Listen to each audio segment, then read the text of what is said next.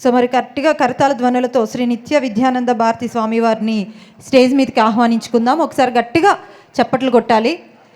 ప్రతిరోజు కూడా ఒక్కో గురువుగారు వచ్చి ఒక అద్భుతమైన సందేశం ఇస్తున్నారు.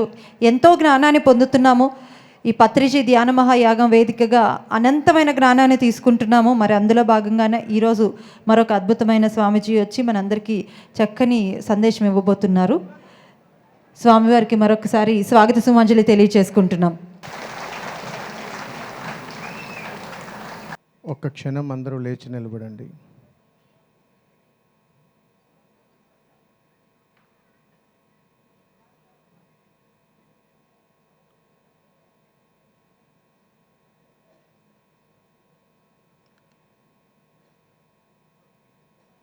మీ అందరినీ పత్రిజీ గారు ఒకసారి సభాముఖంగా చూడాలని పిలిస్తే మిమ్మల్ని నిలబడమని చెప్పాను.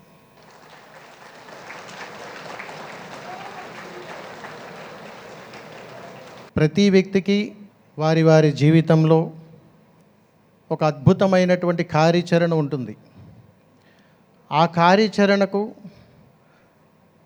సన్మార్గమైనటువంటి సదుద్దేశంతో కూడినటువంటి ప్రయాణం మనం చేస్తున్నప్పుడు కొంతమంది కారణ జన్మలతో మన ప్రయాణం ముడిపడి ఉంటుంది.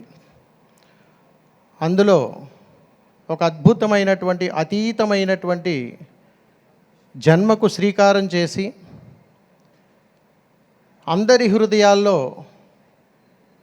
భగవత్ స్వరూపంగా కొలువై ఉండి నేను మీలోనే ఉన్నాను, మీతోటే ఉన్నాను, మీ చేయి పట్టుకుని నడిపిస్తున్నాను అని అనుక్షణం మనతో కలిసి ప్రయాణం చేస్తూ భావితరాలకు స్ఫూర్తిగా వారి యొక్క సందేశాలను మనకు మార్గదర్శకంగా ఇచ్చి,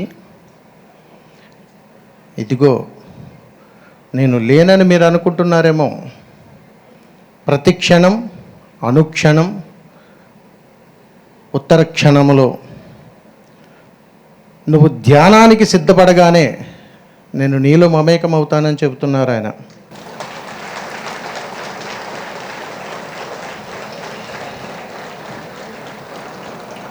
అలాంటి వ్యక్తి ముందు ఆయనతో కలిసి ప్రయాణం చేస్తూ వారి మన కళ్ళ ముందు కనిపించకపోయినా ఇక్కడున్న ఈ అనంత వాయువులో ఆయన శ్వాస నాకు తగులుతూనే ఉంది. మనకు అందరికీ ఇంత చక్కటి అవకాశాన్ని ఇచ్చినటువంటి ప్రత్యక్షంగా ఆయనైతే పరోక్షంగా మీకు జన్మనిచ్చినటువంటి తల్లిదండ్రులు, మీకు జన్మనిచ్చినటువంటి తల్లిదండ్రులకు ఒకసారి శిరస్సు వంచి పాదాభివందనాలు చేసుకోవాలి. వారే లేకపోతే ఈరోజు మనం ఇక్కడ ఉండం. వీరే లేకపోతే జగత్తుకు మూలం మనకు తెలియదు. అలాంటి అద్భుతమైనటువంటి కార్యాచరణలో మాకున్నటువంటి అనుభవాన్ని, మేము చేసేటువంటి ప్రయాణ సాధనలో కాసేపు మీతో మమేకమయ్యి మాకున్నటువంటి ఆత్మజ్ఞానాన్ని మీకు తెలియచేస్తూ దానిని అవకాశం ఉన్నంత మేర స్వీకరణ చేసి జీవిత సన్మార్గానికి మంచి ప్రయాణం చేస్తారని ఆశిస్తూ మా ప్రయాణం కొనసాగిస్తాము. శుభం. ఆశీనులు అవ్వండి.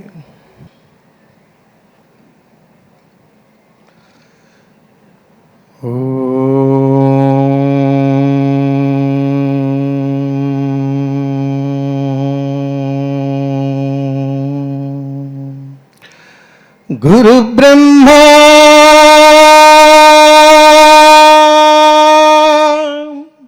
గురు విష్ణు గురుదేవ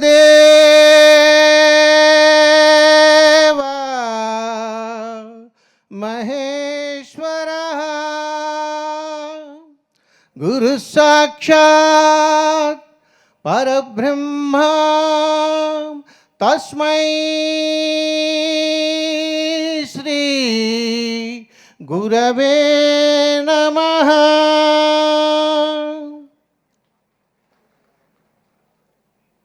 11 రోజుల మహాయాగ క్రతువు, 11 రోజులు ఈ మహాయజ్ఞము.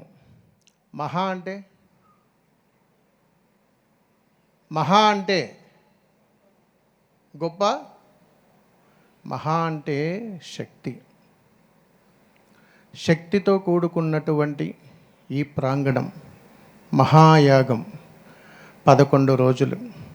మెడిటేషన్ డేగా 21వ తారీఖు ప్రకటించారని చెబుతున్నారు, కానీ నవంబర్ 11వ తారీఖు అయితే బాగుండేది. 11/11/1947 సంవత్సరం మనం గుర్తుపెట్టుకోవాలి. చాలామంది కారణ జన్మలకు ఒక ప్రత్యేకమైనటువంటి సమయం భగవంతుడు కేటాయిస్తాడు. భగవత్ స్వరూపంలో మనందరి కోసం ఒక అద్భుతమైనటువంటి ధృవతార ఈ భూమి మీదకి వచ్చింది.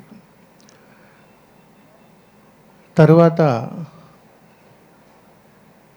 26వ తారీఖు మే నెల 1974 సంవత్సరంలో వారి జీవితంలోనికి అమ్మ రావడం జరిగింది.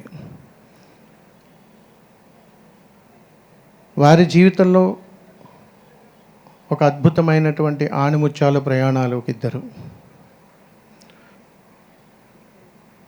ఎంతటి అద్భుతమైనటువంటి కార్యాచరణ వారి భుజస్కంధాల మీద వేసుకొని ఈ మహాయజ్ఞం దగ్గరుండి నడిపిస్తున్నారు. వారి వారి జీవితంలో అద్భుతమైనటువంటి తేదీల్లో డిసెంబర్ నెల 19వ తారీఖు 31వ తారీఖులు. ఒక విషయాన్ని మనం తెలుసుకోవాలని అనుకున్నప్పుడు ఆ విషయం మీద ఉన్నటువంటి శ్రద్ధ మనం చాలా వరకు తీసుకొని వెళ్తుంది.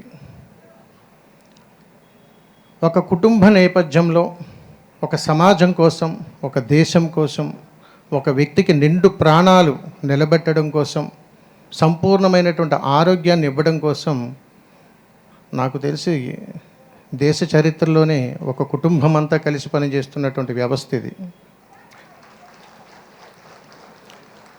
అలాంటి వ్యవస్థలో అందరం భాగస్వామ్యులమైనందుకు ఎంతో యోగంగా భావిస్తున్నాం. ఈ ధ్యాన ఫలాన్ని పొందడానికి మనందరము కూడా ఇక్కడికి విచ్చేసున్నాం.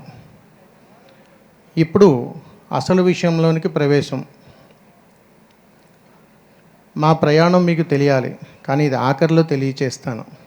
మాకు ఇచ్చినటువంటి సమయం చాలా తక్కువ. జీవిత ప్రయాణంలో మీరైనా నేనైనా ఎన్నో ఉన్నత శిఖరాలకు బయలుదేరి వెళ్ళాలి. మన గమ్యం పలానా నిర్దేశం అనేటువంటిది ఒకటి పెట్టుకునే ప్రయాణం చేస్తాం. కానీ 11 రోజులు ఈ ప్రయాణంలో ఇంకొక 2 రోజులు అయిపోతే 31వ తారీఖు దగ్గర పడే కొలది మనలో పెంచుకున్నటువంటి ఆప్యాయతలు, అనురాగాలు, ఒకరి మీద ఒకరు పెంచుకున్నటువంటి భావాలు, ఇక్కడ అందరము కలిసి సమిష్టిగా చేసుకునేటువంటి మహాయాగం దగ్గర పడుతుంది ఇంక తిరుగు ప్రయాణం చేయడానికి. కానీ మనసుకు చాలా బాధ కలుగుతుంది. అసలు ప్రయాణం ఇప్పుడే ప్రారంభమైనది, ఒక 2 రోజుల నుంచి. ఎందుకనంటే మన మనసును కేంద్రీకృతం చేసి దేహాన్ని, మనసుని జాగృతం చేసుకోవటానికి కాస్త సమయం పడుతుంది. ఈ 11 రోజుల మహాయాగములో రోజు మొత్తం నుంచి కూడా మనం తీసుకోవాల్సింది 11 నిమిషాలు. ఈ 11 నిమిషాలు మనము సత్యముగా ధ్యానం మీదే ధ్యాస ఉంచామా? ఇక్కడికి వచ్చిన తర్వాత మనం ఏం చేస్తున్నాము? ఎటుపక్కకి తిరుగుతున్నాము? గురువులు ఎంత చక్కగా సందేశాన్ని ఇస్తున్నారు. అనుభవం ఉన్నటువంటి ఎంతోమంది మహానుభావులు. ఇక్కడ కులముతో పని లేదు, గోత్రముతో పని లేదు. ఎవరు ఎన్ని రకాలుగా వారి వారి ఆరోగ్య స్థితి, జీవన శైలి, ప్రతి ఒక్కరికి కూడా అవకాశం ఉన్నంత వరకు నిండు నూరేళ్ళు ఆయురారోగ్యాలతో ఉండాలన్నదే అంతిమ లక్ష్యం. అలాంటి ప్రయాణంలో వీరు గొప్ప, వీరు తక్కువ, వీరు ఎక్కువ అని అనుకోవటానికి కూడా ఎక్కడ తావులేదు. ఎందుకనంటే ఇది అందరూ పాటించవలసినటువంటి ధర్మం. ఇది మేము చేస్తున్నటువంటి ధర్మయజ్ఞములో, సనాతన ధర్మాన్ని పరిరక్షించేటువంటి ప్రయాణములో ప్రతి వ్యక్తికి కూడా ఒక్కొక్క బాధ్యతలు ఉంటాయి. కొంతమంది ప్రవచనాన్ని, కొంతమంది ధర్మ ప్రయాణాన్ని, కొంతమంది భిక్షాటన, కొంతమంది ధర్మయుద్ధాలు చేస్తూ, కొంతమంది దేవాలయాల నిర్మాణాలు చేస్తూ, కొంతమంది అన్నదానాలు చేస్తూ అనేక రకాలుగా వారి వారి జీవన శైలి వెళుతూ సనాతన ధర్మం పట్ల పాటుపడుతూ ఉంటారు. అలాగే ఈ ధ్యానం అనేటువంటి మహాసముద్రానికి అంతం లేదు. కానీ ఇక్కడికి విచ్చేసినటువంటి ధ్యానపరులందరికీ కూడా మా శుభాశిస్సులు తెలియజేస్తున్నాం. ఇక్కడ ఒకటి గమనించాలి. మీరు చప్పట్లు కొడుతున్నారు. ఎందుకు కొడుతున్నారు? నేను చెప్పే మాటలు విని నచ్చి మెప్పి కొడుతున్నారా? పక్క వాళ్ళు కొడుతున్నారు కదా అని మనం కొడుతున్నామా? ఇది రాజకీయ సభ కాదే, మరి ఎందుకు చప్పట్లు కొడుతున్నాం? దీనినే జ్ఞానం అంటారు. చాలా సందర్భాలు ఉన్నాయి, మనం తెలుసుకోవాలి.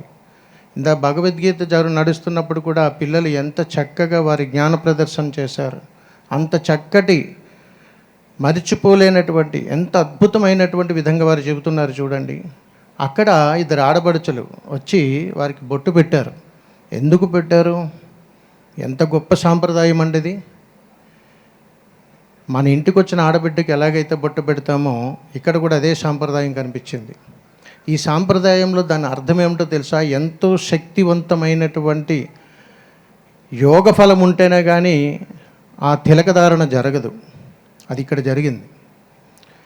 అది కూడా భగవద్గీత చదువుతుండగా అక్కడ వచ్చినటువంటి వాళ్ళందరికీ చాలా అద్భుతమైనటువంటి యోగం అది.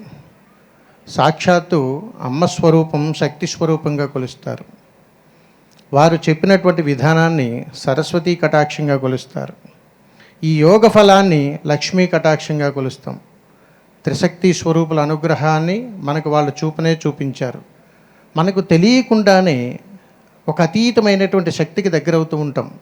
అందుకని మహా అనేటువంటి పేరు పెడతారు.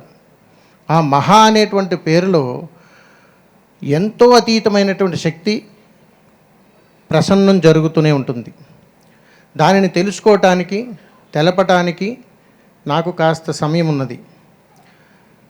ఇక్కడికి విచ్చేసినటువంటి తండ్రి వయసు ఉన్నటువంటి వాళ్ళు, సోదర వయసు ఉన్నటువంటి వాళ్ళు, సోదరి వయసు ఉన్నటువంటి వాళ్ళు అనేక మంది ఉన్నారు. మీరు గమనించండి. ధ్యానం నేర్చుకోవాలన్నా, ధ్యానం మీద పట్టు సాధించాలన్నా మా అనుభవాన్ని మీ ముందుంచుతున్నాను. ముందు క్రమశిక్షణ కావాలి. కూర్చునే విధానం బాగుండాలి. మాట్లాడే భాష బాగుండాలి. చూసే చూపు బాగుండాలి. ప్రవర్తన బాగుండాలి. ఇవన్నీ కూడా ధ్యానపరులు పాటించవలసినటువంటి కనీసపు ధర్మాలుగా చెబుతుంటాం.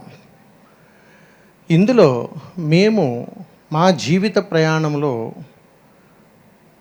ఎంతో కఠినమైనటువంటి, ఇష్టపూర్వకమైనటువంటి, సాధనపూర్వకమైనటువంటి ధ్యానము చేసి ఉన్నాం. అంటే ఒక రకమైనటువంటి ధ్యానాలు ఉండవు. మంత్రధ్యానం వేరు, మనస్ధ్యానం వేరు, దేహధ్యానం వేరు, ఆలోచన ధ్యానం వేరు, అనేక రకాలైనటువంటి భావాలు ఉన్నాయి. ఇందులో ఒక్కొక్కరు ఒక్కొక్క రకమైనటువంటి ప్రయాణంలో చేస్తూ ఉంటారు. మంత్రధ్యానం చెయ్యాలి అని అంటే కొన్ని వేల లక్షల సార్లు దాన్ని పఠిస్తూ ధ్యానిస్తూ వెళ్తూ ఉంటారు. అలాగే నిత్య జీవితంలో, సర్వసాధారణమైనటువంటి మన జీవితంలో మనము ఈ ధ్యానాన్ని ఎందుకు ఎంచుకున్నాము? ఒక చిన్న ప్రశ్న. ఎందుకు ఎంచుకున్నాము? ఎందుకు ఈ ధ్యానం అనేటువంటి మహాసముద్రంలోనికి మనకు అడుగు పెట్టాము? దీనికి ప్రేరణ ఎవరు? ఇది తెలుసుకునే ముందు మనం ఎవరో తెలియాలి. దీన్నే ఆత్మజ్ఞానం అంటారు. అసలు నేను ఎవరు? నేను ఎందుకు వచ్చాను? ఎందుకు ఈ భూమి మీదకి అడుగు పెట్టాను? ఎందుకు ఆ తల్లి గర్భాన్ని ఎంచుకున్నాను? అసలు నా జన్మ కర్తవ్యం ఏమిటి? నా జీవిత గమ్యం ఏమిటి? నేను ఏం చెయ్యాలని అనుకుని ఈ భూమి మీద అడుగు పెట్టాను?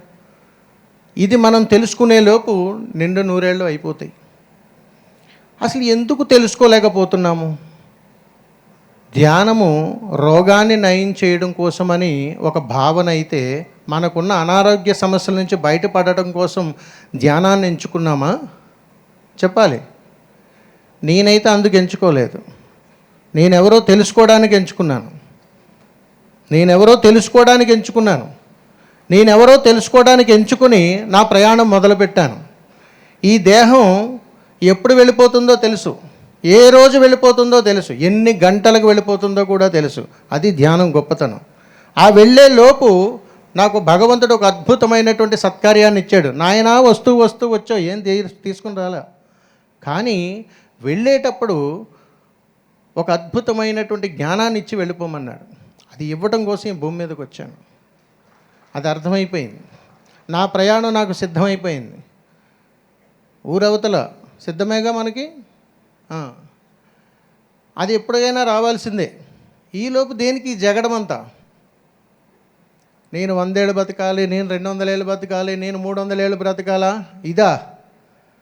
ఇది కాదే. నేను 400 ఏళ్ళు బ్రతకాలనుకుంటున్నానండి. ఉన్నారా కారణ జన్మలు? లేరా? ఉన్నారండి. హిమాలయాలకు వెళితే మనకు తారసపడతారు అక్కడక్కడ. అంతకాలం మనం ఎందుకు బ్రతకలేకపోతున్నాం? ఎందుకు అంత ధ్యానాన్ని అంత పటుత్వం చేసుకోలేకపోతున్నాం? ఏముందలే గురువుగారు, ఇంట్లోన కష్టాలు, ఇబ్బందులు, కోడలతో సమస్యలు, అత్తగారితో సమస్యలు, కొడుకుతో సమస్యలు, చెల్లెలతో సమస్యలు, ఇరుగు పొరుగు వారితో సమస్యలు, ఆస్తి తగాదాలు, అవి ఇవి నానా యాగి. సాయంత్రం 6 అయితే టీవీల ముందు కూర్చోవాలా. ధ్యాస అంతా టీవీ మీద, ఇంక ధ్యానం అక్కడ వచ్చింది. ఇవన్నీ జరుగుతూనే ఉంటాయి.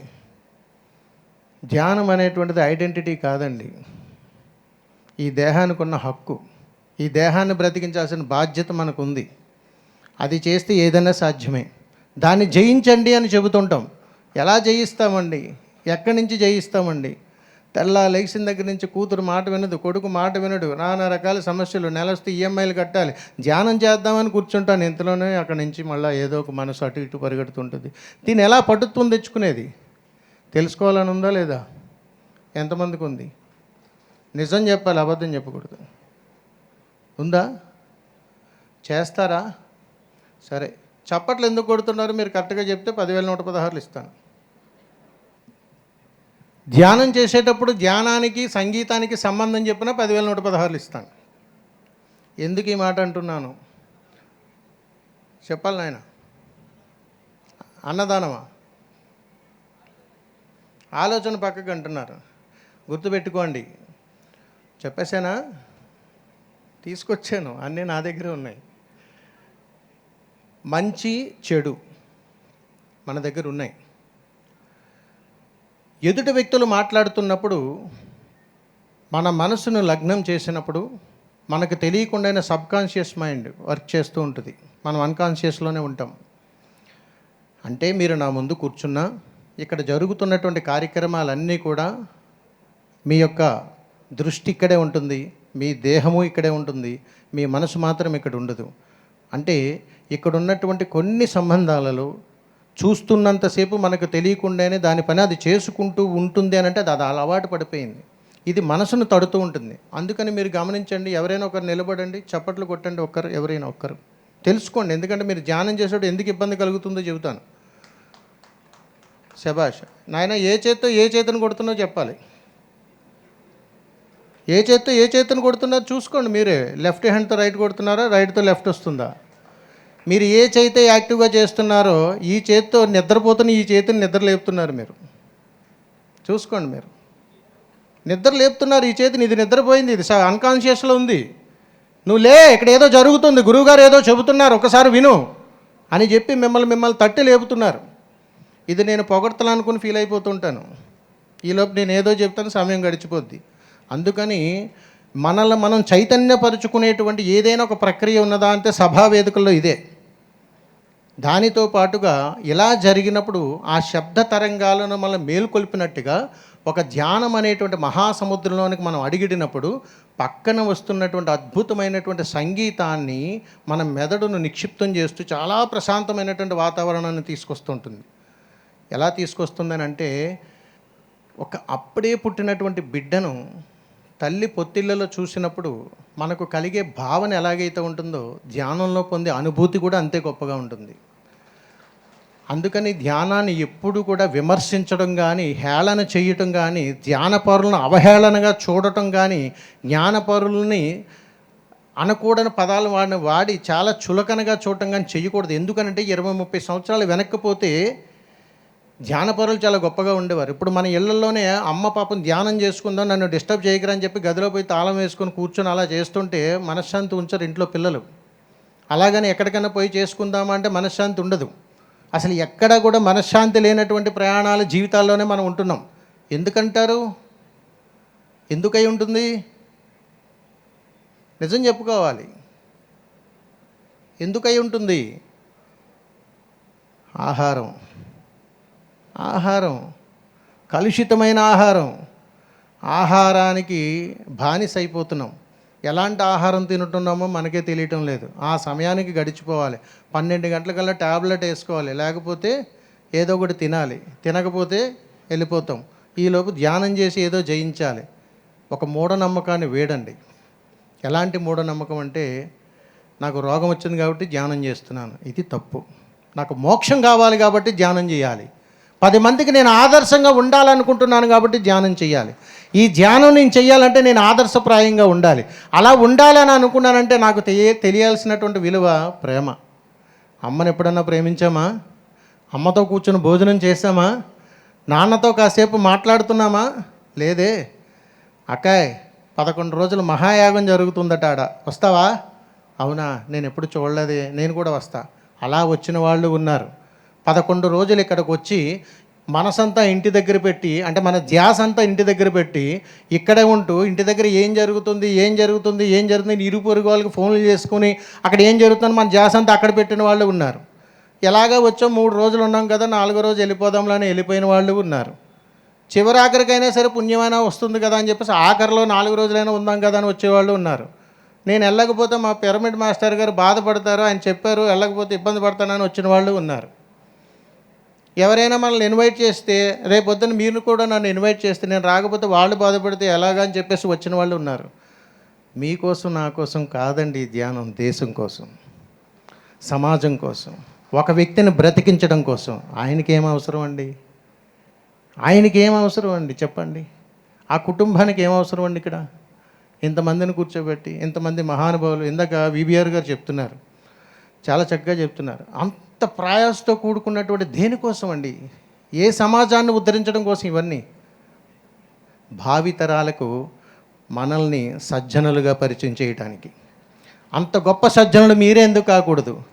మనం సజ్జనులతో సాంగత్యం కోసం ఎగబడుతూ ఉంటాం. మనమే ఎందుకు కాకూడదు? మనకెందుకు అన్నీ అలవాట్లు రావటం లేదు? ఇవన్నీ కావాలి అని అంటే మహానుభావుల యొక్క చరిత్ర చదవండి అని చెబుతుంటాం. అందుకని సాధువులైనా, సంతులైనా, యోగులైనా, మునులైనా ఎక్కడికి వెళ్ళినా, ఎంత గొప్ప ప్రయాణం చేసినా కానీ వాళ్ళు ఎంత సాధన చేయాలన్న ఆదిమూలం ధ్యానం మాత్రమే. మా పిల్లలు మా మాట వినటం లేదండి, ధ్యానం మాత్రమే. మా పిల్లలు చాలా గొప్పవాళ్ళు అయ్యారండి, ధ్యానం మాత్రమే. నాకు ఉద్యోగ ప్రయత్నం చేస్తున్నానండి, రావటం లేదండి, ధ్యానం మాత్రమే. ఎవరైనా సరే ఆదిమూలం ధ్యానమే. నాకు నా భార్యకు నిత్యము గొడవలు జరుగుతున్నాయండి, మీరెక్కడ ధ్యానం చేస్తున్నారు? కాబట్టి కొట్టుకోండి. మా ఇరుగు పొరుగు వాళ్ళతో ఆస్తి తగాదాలు ఏం చేయాలో అర్థం కావట్లేదు గురుగారు, మీరు ధ్యానించట్లా. ఇది శాసనం. యూత్ ఎంతమంది ఉన్నారు ఇక్కడ ఉద్యోగాల కోసం ఎదురు చూసేవాళ్ళు? Please raise your hands. నిజం చెప్పాలి, ఒక్కళ్ళేనా? ఉద్యోగం కోసం ఎదురు చూసేవాళ్ళు లేరా? ఒకసారి నిలబడిన ఆయన, మీకే ఎగ్జాంపుల్ చెప్తాను. నువ్వు అన్నింటిలో నిలబడుతున్నావు, నువ్వు నటిస్తున్నావు, నేను నమ్మను. నేను కూర్చో. ఇంకా జాబ్ కోసం చూస్తున్నారా? రైట్. మీకు రెజ్యూమ్ ఉందా? రైట్. మీ హాబీస్ ఏంటైనా? లిజనింగ్ మ్యూజిక్, క్రికెటా? Playing cricket, reading books, playing cricket, good. ఇప్పుడు నేను చెబుతున్నాను, శాసనంగా రాసుకోండి. భావితరాలకు ఏ రెజ్యూమ్లోనైనా సరే యువర్ హాబీస్ ఏంటంటే మై హాబీస్ ఇస్ మెడిటేషన్. ఇది ఎప్పుడైతే నీ రెజ్యూమ్లోకి వస్తుందో నేను ఇంటర్వ్యూ చేయకుండానే సెలెక్ట్ చేస్తారు. ఎందుకంటే ఒత్తిడితో కూడుకుని నువ్వు వచ్చి ఏం చేస్తావు ఇక్కడికి? క్రికెట్ అంటున్నావు, లిజనింగ్ అంటున్నావు, అదొక టెన్షను, అదొక ఇది. ఎప్పుడు వస్తావు ఇక్కడికి? మెడిటేషన్. అంటే వీడు ప్రశాంతత కోరుకుంటున్నాడు కాబట్టి వీడు రిస్క్ చేయడు, అబద్ధమాట. ఎందుకో చెబుతున్నానో తెలుసా? ధ్యానాన్ని బానిసగా మనం ఎప్పుడైతే మార్చుకుంటామో మనం అబద్ధం ఆడలేమండి. అబద్ధం ఆడలేనటువంటి జీవుడు ఎవరైనా ఉన్నారంటే ఇతను ధ్యానపరుడే. ఇది శాసనం, మీరు గుర్తుపెట్టుకోండి. ఏ భగవంతుడి దగ్గర మీరు వెళ్ళి చూసినా ధ్యానంలోనే కూర్చుంటారు. మీరు కూడా ధ్యానంలోనే ఉంటారు. ఆ ధ్యానంలో మనల్ని ఎవరు కదపరు. ఎందుకనంటే వారికి అబద్ధం ఆడటం రాదు. అందుకని నేను మీకు చెబుతున్నాను, ప్రేమించడం చాలా గొప్ప విషయం. బిడ్డలను ప్రేమించాలి, కుటుంబాన్ని ప్రేమించాలి. ఈ రెండింటిని నువ్వు జయించలేకపోతే నీ ధ్యాస దేని మీద కూడా అవగతం కాదు. అందుకని నేను మీకు కొన్ని విషయాలు చెబుతాను. 11 రోజులు మనం ధ్యానం చేశాము. 11 లక్షణాలు మనం కలిగి ఉండాలి. ఈ 11 లక్షణాలు 11 రోజులు 11 నిమిషాల్లో మనం తెలుసుకోవాలి. మొట్టమొదటిది, సజ్జనులతో మీరు సాంగత్యము చెయ్యాలి. చేస్తున్నారా? ఎంతమంది చేస్తున్నారు? ఎంతమంది చేస్తున్నారు? చేస్తున్న వాళ్ళలో మాంసాహారం ముట్టుకుంటున్నారా? చేతులు దించాలి. మరేంది సజ్జనులతో సాంగత్యం అంటే? శాకాహార జగత్ అంటే ఏంటి? ఇది కావాలి. మా వారు తింటారండి, మా పిల్లలు తింటారండి, కుదరదండి. ఎట్లా అండి? నా సమావేశం అయ్యేలోపు మీతో మాంసాహారం ముట్టుకోకుండా ఉండేలా ప్రమాణం చేపిస్తాను నేను. ఇది శాసనం. రెండవది, ప్రేమను జయించాలి. బిడ్డలను తల్లిదండ్రులు ఎప్పుడూ ప్రేమించాలి, ద్వేషించకూడదు. ద్వేషించే లక్షణాలు నీలో ఉంటే నీకు ధ్యానించేటువంటి అర్హత ఉండదు. కాబట్టి రెండవ రోజు 11 నిమిషాల్లో ఖచ్చితంగా ప్రేమను జయించాలి. మూడవ రోజు సేవను అలవాటుచుకోవాలి. ఏమిటండి సేవ చేయడం? మనకు ఆకలిస్తే ఎవరో తెచ్చి పెట్టడం కాదు, ఎదుటి వాళ్ళకి ఆకలిసినప్పుడు మనం కూడా వెళ్ళి పెట్టాలి. అలాగే ఇక్కడ అన్న సంతర్పణ జరుగుతుంది. చాలామంది నిత్య అన్నదానం అని అన్నారు. ఎంతమంది అన్నారండి ఇక్కడ? అన్నదానం నడుస్తుందా? అన్నదానం కాదండి, అన్నాన్ని దానం చేయరండి. సంతర్పణ, 10 మందికి అన్నం పెట్టే విధానాన్ని సంతర్పణ అంటారు. అన్న సంతర్పణ జరుగుతుందంటే అది మహాయోగులే చేయగలుగుతారు. అన్నదానం ఎవరైనా చేస్తారు. రాత్రి మిగిలిపోయింది పొద్దున్న బయటికి రాగానే ఎవరో ఒకరికి పెడతాం, పని మనిషి ఉంటే పట్టుకెళ్ళిపో అంటాం. ఇది అన్నదానం అంటే. అది జరుగుతుంది ఇక్కడ? లేదే. అన్న సంతర్పణ జరుగుతుంది. ఒక జీవికి బ్రతకగలిగేటువంటి ఆహారాన్ని అందించగలిగేటువంటి ప్రక్రియ ఇక్కడ జరుగుతుంది. దీన్ని అన్న సంతర్పణ అంటారు.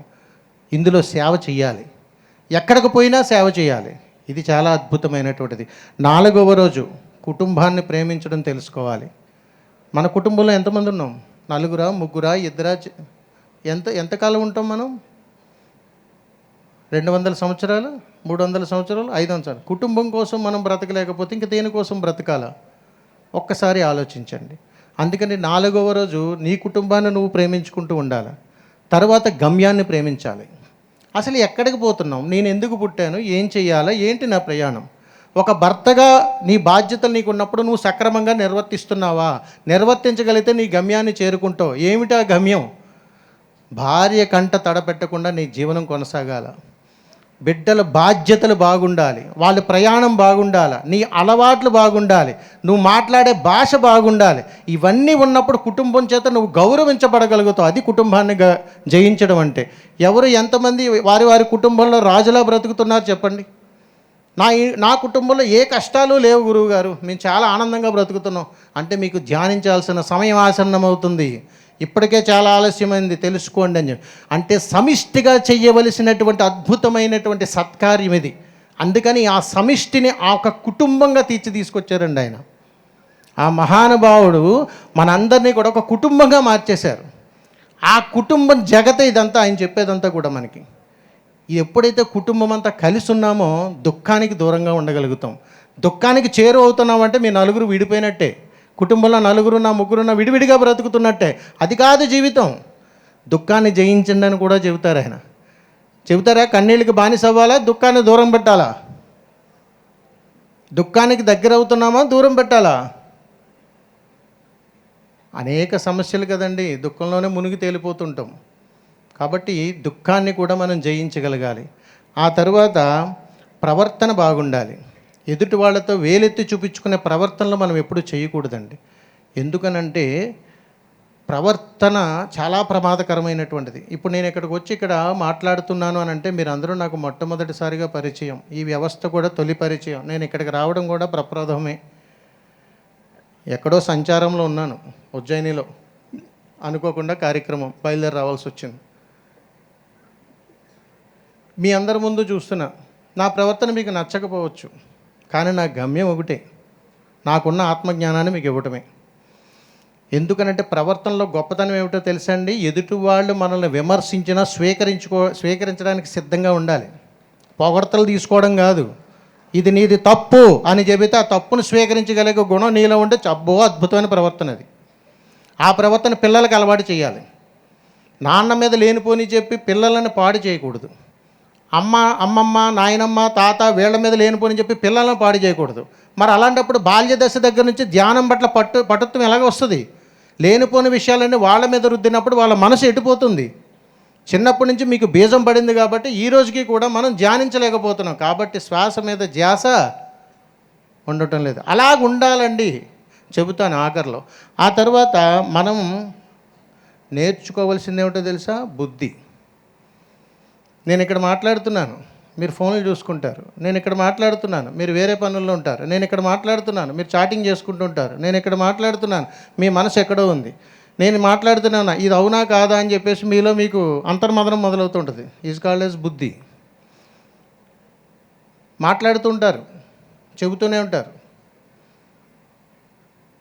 ఎన్నిసార్లు చెప్పినా మళ్ళీ అదే పని చేస్తుంటారు. మీరు ఇంట్లో పిల్లల్ని చూడండి, అరే నేను అది చెయ్యొద్దు అన్నాను, ఎందుకు చేస్తున్నావు? చివరాఖరికి మనం అంటాం, నీకు బుద్ధి ఉందా లేదా అని అడుగుతాం.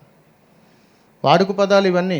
అందుకని బుద్ధిని కూడా జయించగలగాలి. అందుకని ధ్యానపరులు ఎప్పుడూ కూడా అండి నిశ్శబ్దాన్ని పాటిస్తారు. నిశ్శబ్దానికి ప్రతీక క్రమశిక్షణ. ఈ రెండు నీ దగ్గర ఉన్నంటే బుద్ధి ఆటోమేటిక్గా వచ్చేస్తుంది. ఇది వచ్చిందా మనకు, దానికి బానిస చుట్టం ఇంకొకళ్ళు ఉన్నారు, వెంటనే కూడా వచ్చేస్తారు. ఎవరో తెలుసా? జ్ఞానం. బుద్ధి ఉన్నవాడికి ఖచ్చితంగా జ్ఞానం ఉంటుంది. జ్ఞానం ఉన్నటువంటి వాడికి శ్వాస మీద పట్టుత్వం ఉంటుంది. అంటే తన యొక్క శ్వాస మీద మంచి పట్టుత్వం వస్తుంది. ఈ రెండు వచ్చినటువంటి వాడు ధ్యానం అనేటువంటి మహాయజ్ఞంలో సమిధైపోతాడు.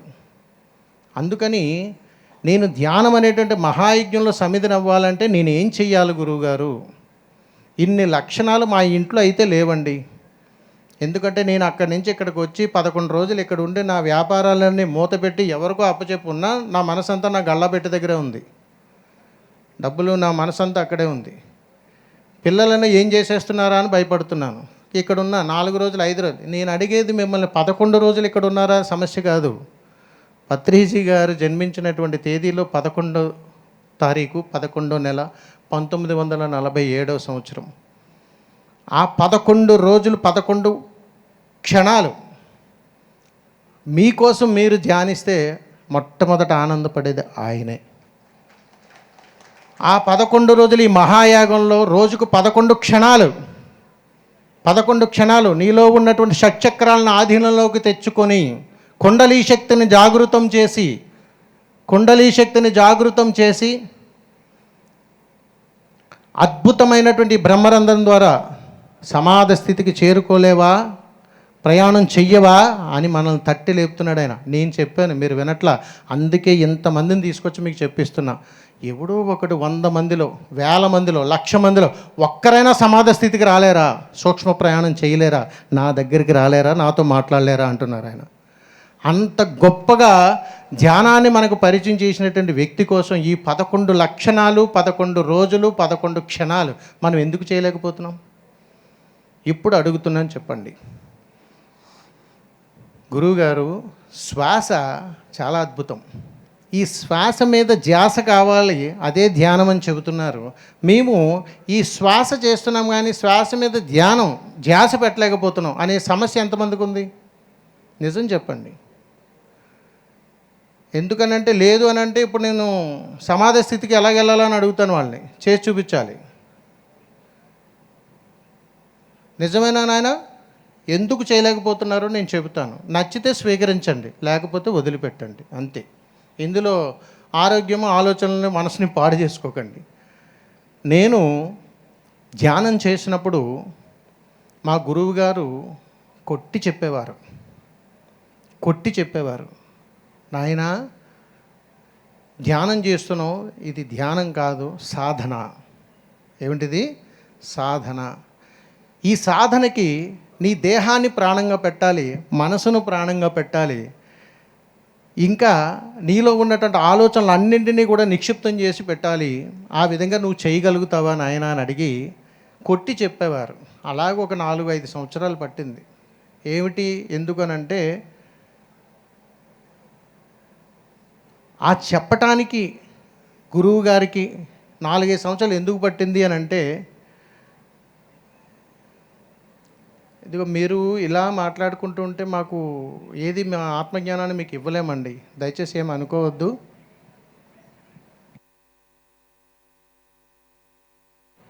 తర్వాత కార్యక్రమం మీరు ప్రారంభం చేసుకోండి.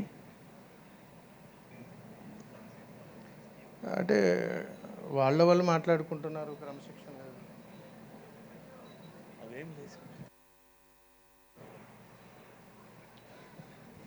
ఇలా వెళ్ళిపోతున్నటువంటి మనసుని అలా తీసుకొచ్చి కూర్చోబెట్టేవారు గురువుగారు. ఇది ఇందులో ఒక భాగం. Thank you.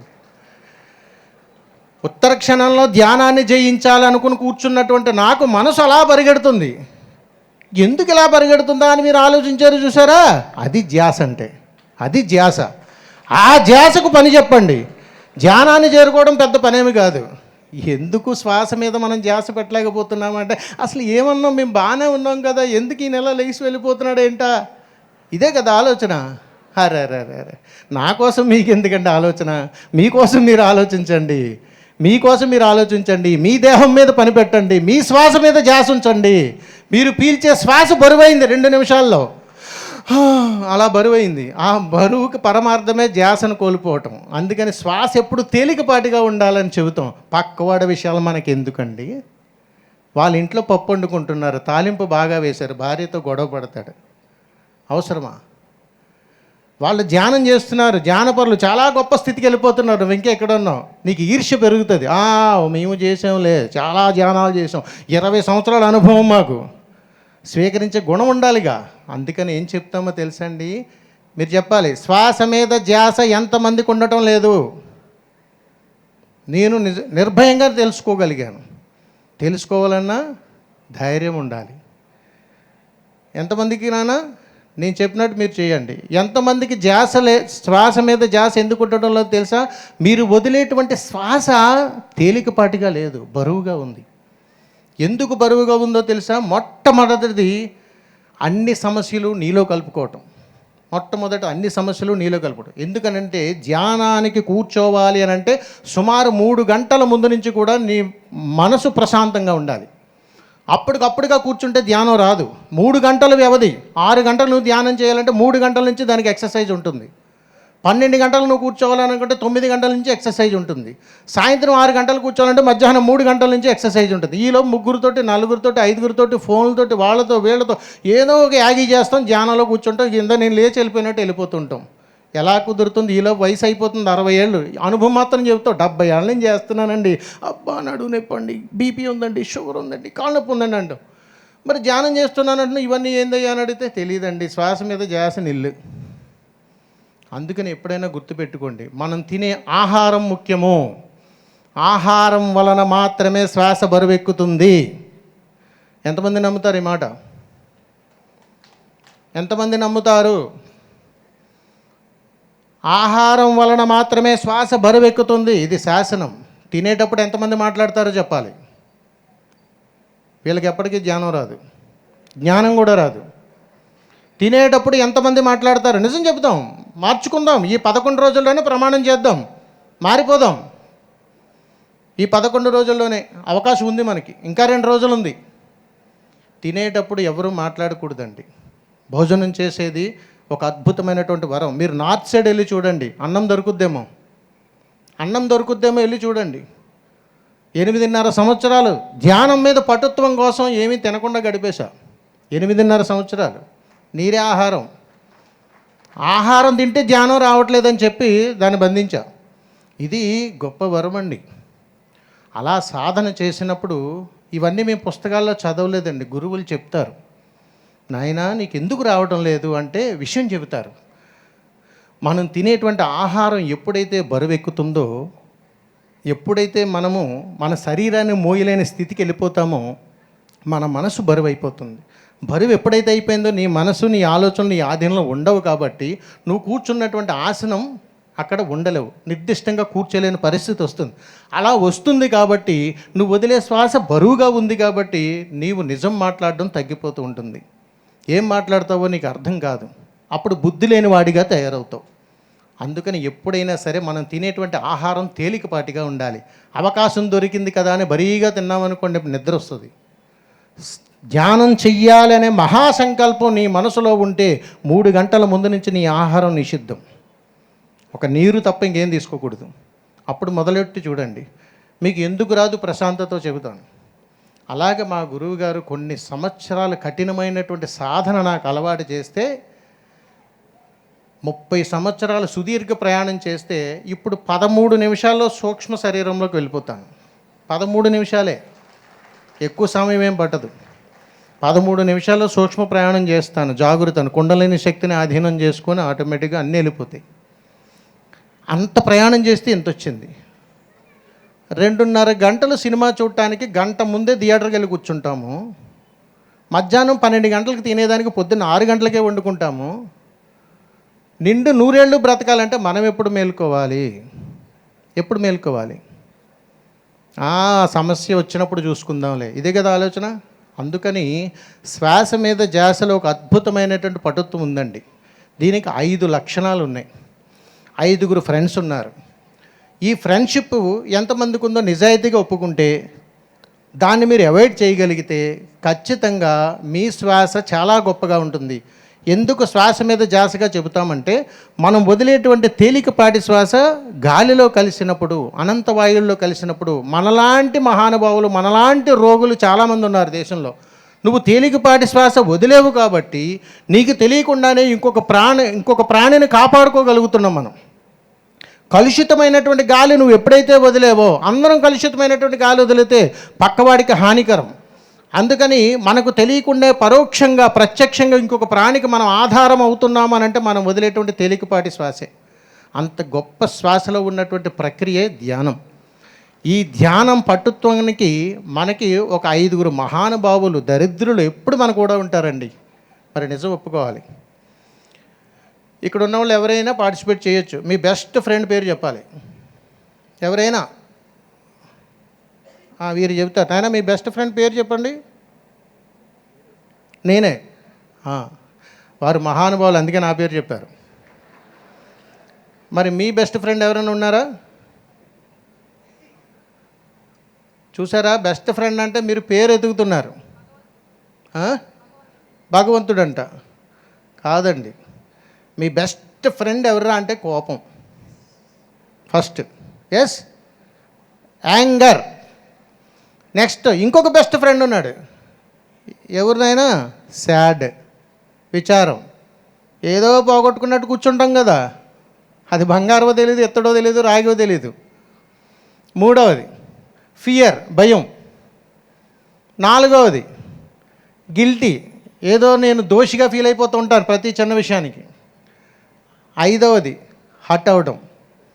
Anger, sad, fear, hurt, guilty. ఈ 5 లక్షణాలు ఎంతమందికి ఉన్నాయి చెప్పండి ప్లీజ్. Rise your hands. నిజాయితీగా ఒప్పుకున్నవాడు ధన్యుడు, ధ్యానుడు. చూడాలి, ఎవరికి లేవంట. అది మీకు ఈ 5 లక్షణాలను ఎప్పుడైతే మనం జయిస్తామో ఖచ్చితంగా మంచి ధ్యానపరుడు అవుతాం. అందుకని ఈ 5 లక్షణాలు మన దరిదాపులు కూడా రానివ్వకూడదు.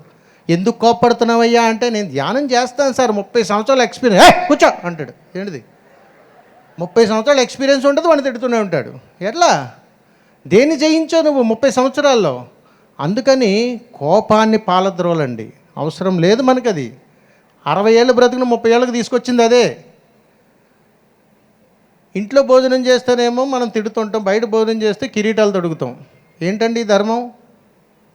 రోజు చూస్తున్నాం కదానా. అందుకని రోజు శ్వాస నీలో నడుస్తూనే ఉంది. అందుకని గుర్తుపెట్టుకోండి, శ్వాస తేలికగా ఉన్నప్పుడు ఒక నిశ్చలమైనటువంటి ధ్యానపరుడు 1 నిమిషానికి 18 సార్లు ఖచ్చితంగా శ్వాస తీసుకుంటాడు. అతని మాట శాసనం అవుతుంది భవిష్యత్తులో. అతను ఏం చెప్పినా శాసనం అవుతుంది. అతని ముఖం చాలా తేజవంతంగా ఉంటుంది. చూడగానే 2 చేతులు ఎత్తి నమస్కరించాలనిపిస్తుంది. అలా అలా మనం ఎందుకు కాకూడదు? మనమే ప్రతి ఒక్కరం అలా ఎందుకు కాలేకపోతున్నాం? ఇలా ఉంటున్నాము కాబట్టి. ఎలా ఉంటున్నామని అంటే, బరువైన శ్వాస నేను పీలుస్తున్నానండి, అందుకని నా దేహం బరువైపోతుంది. ఎందుకంటే నా చుట్టూ ఉన్నటువంటి స్నేహితులు ఈ 5 ఉన్నారండి, ఈ దరిద్రులు 5 ఉన్నంతకాలం నేను బాగుపడలేనని వీటిని వదిలేయాలనుకుంటున్నాను. ఎంతమందికి ఉంది? అమ్మయ్య, చూసారు ఇప్పుడు ఎన్ని చేతులు వేసా? వదిలేస్తారా? షూరా? రైట్. మళ్ళీ ఒక్కసారి చేతులు ఎత్తాలి.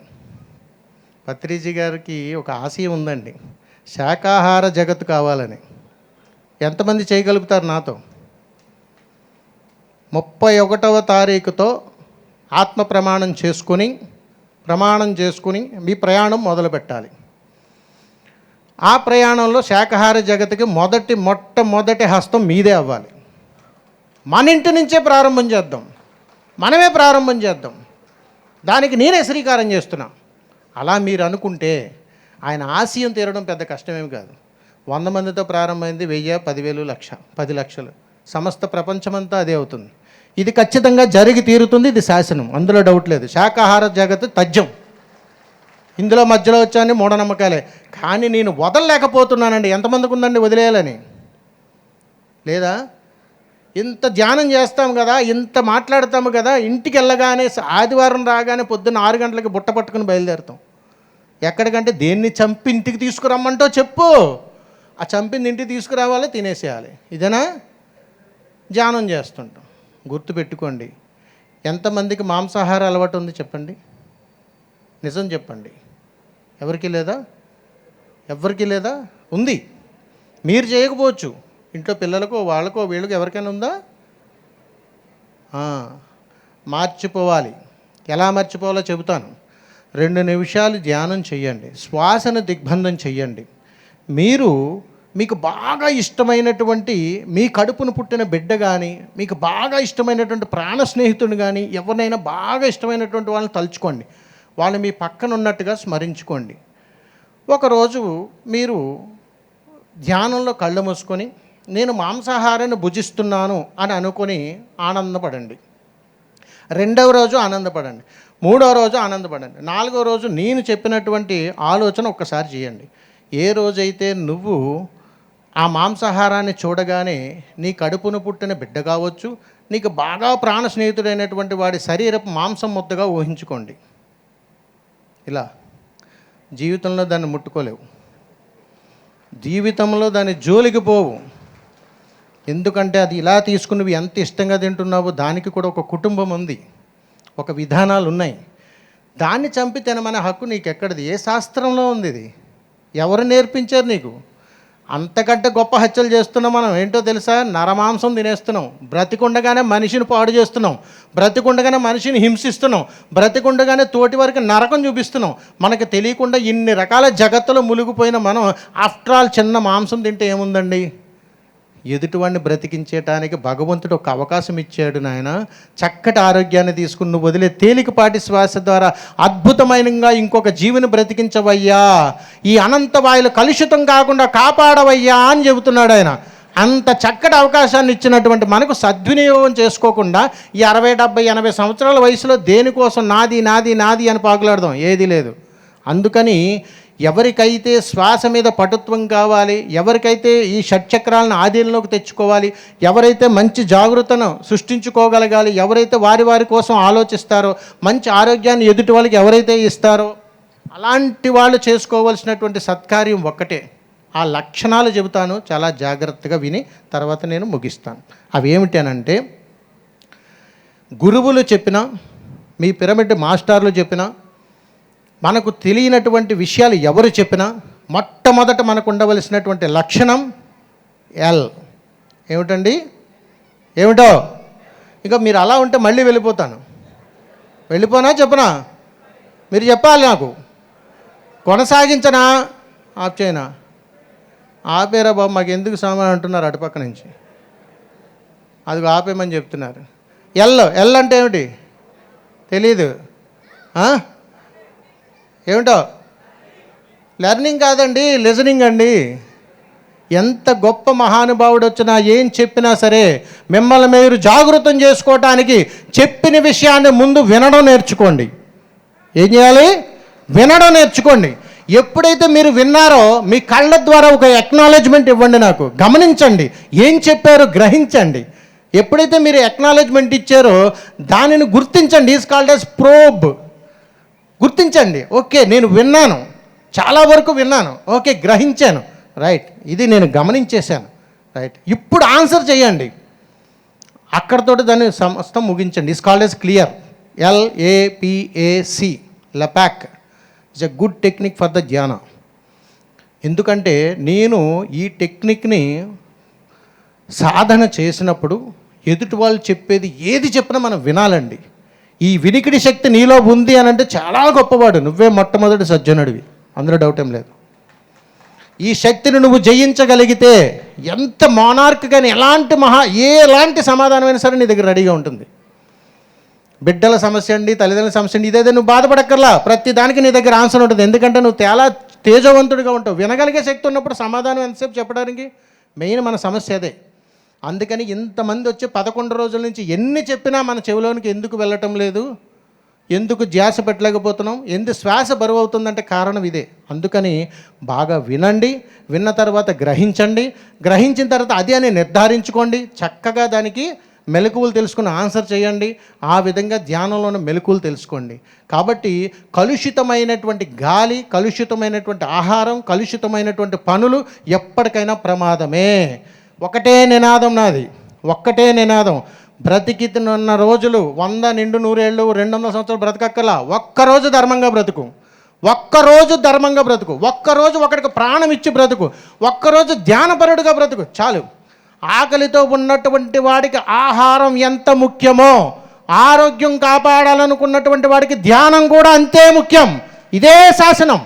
కాబట్టి ధ్యానం కావాలా, మరణం కావాలా, రెండే డిసైడ్ అవ్వండి. నాకు ధ్యానం కావాలి. ధ్యానం ఉన్నవాడు ఖచ్చితంగా ఆరోగ్యవంతుడే. అందుకని అనారోగ్యంతో ఎప్పుడు ధ్యానం చేయాలని అనుకోకండి, ధ్యానం చేస్తే వచ్చి తీరుతుంది అంతే. కాబట్టి మీరందరూ ఆరోగ్యంగా ఉండాలి, అందరూ బాగుండాలి, అందులో నేను కూడా ఉండాలి. ఇప్పుడు నా ప్రయాణం 2 సెకండ్లు. మీరు నాకు ఇచ్చేటప్పుడు 2 గంటలు కూర్చోబెట్టారు, వీళ్ళు 2 గంటలు కూర్చోబెట్టారు నన్ను మాట్లాడేటప్పుడు అక్కడ. అందుకని నా గురించి చెబుతాను. నా పేరు నిత్య విద్యానంద భారతి స్వామి.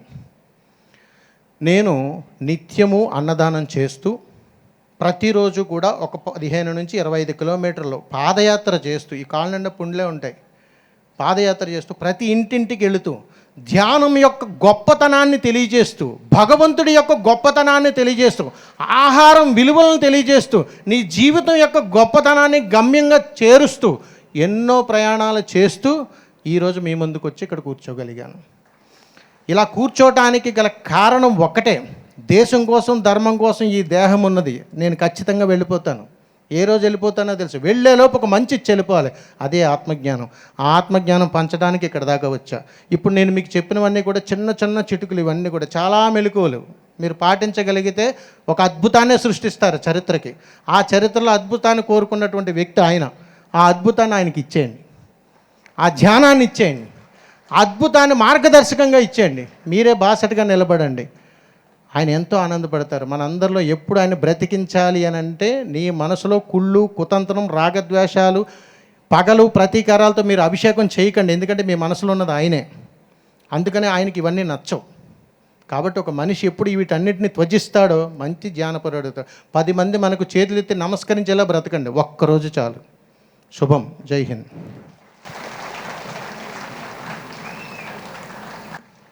గట్టిగా చెప్పట్లు కొడతాం స్వామీజీకి.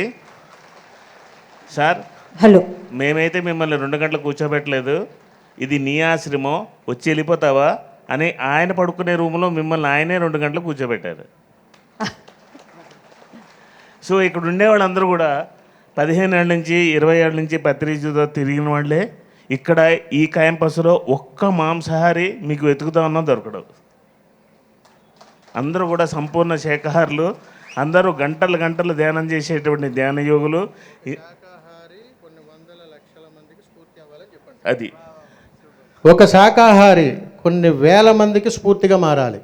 ఒక్కొక్కళ్ళు కూర్చున్నారు, ఒక్కొక్క శాకాహారి కొన్ని వేల మందికి మీరు స్ఫూర్తిగా మారగలిగితే శాకాహార జగత్తు తథ్యం, అందులో డౌట్ లేదు. ఈ ప్రాంగణంలో పొద్దున అయ్యేసరికి కుర్చీలన్నీ నిండిపోతాయి.